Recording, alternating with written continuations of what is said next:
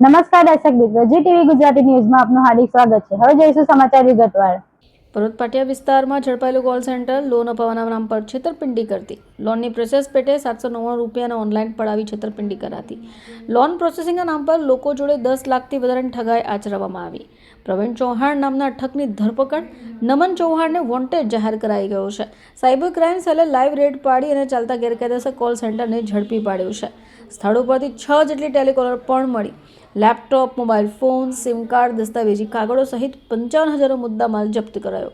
Chauhan brothers financial service અને EPIC financial સર્વિસના નામ પર ઓફિસ શરૂ થઈ હતી।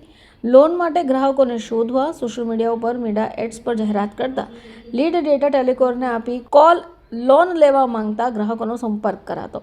24 થી 48 કલાકમાં લોન કરી આપવાનું પણ કહેતા। 799 થી લઈને 999 સુધીની પ્રોસેસિંગ ફી તેઓ વસૂલતા હતા। બેંક એકાઉન્ટનો QR કોડ પણ મોકલતા, જેમાં રૂપિયા ટ્રાન્સફર કરાવતા હતા અને સિવિલ સ્કોર સારો ન હોવાનું કહી પુરાવાના આધારે લોન મેળવી છેતરપિંડી આચરતા હતા। સાયબર ક્રાઇમ સેલ દ્વારા પ્રવીણ ચૌહાણની ધરપકડ થઈ છે, જ્યારે નમન ચૌહાણને વોન્ટેડ જાહેર કરાઈ ગયો છે।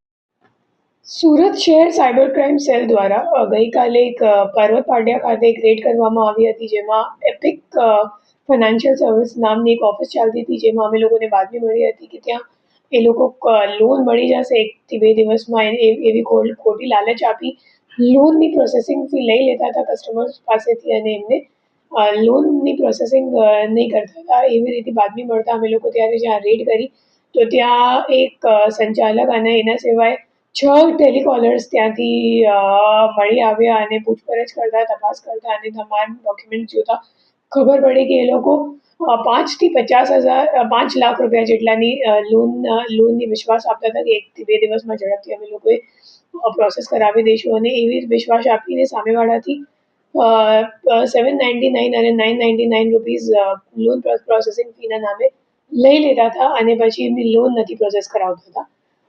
એ જે ટેલિકોલર્સ છે એમને દર દિવસની ટાર્ગેટ્સ આપવામાં આવતી હતી અને એ માહિતી એ લોકોએ મેટા એડ્સમાં એડ ચલાવીને કલેક્ટ કરતા હતા। તો જે લોકોને લોનની ઇન્ક્વાયરી કરવી હોય એ લોકો એડ પર ક્લિક કરે અને એડ પર ક્લિક કરવાથી તમારું નામ અને નંબરનું ડેટા એ લોકો પાસે પહોંચી જાય અને પછી એ લોકોની લિસ્ટ બનાવીને એ લોકો તમામ ટેલિકોલર્સ વચ્ચે વેચણી કરી બધાને ટાર્ગેટ આપવામાં આવતી હતી કે તમારે આજે 100 કોલ કરવાનું છે કે 200 કોલ કરવાનું છે અને એ મુજબ આખી પ્રક્રિયા ચાલતી હતી છેલ્લા 6-7 મહિનાથી।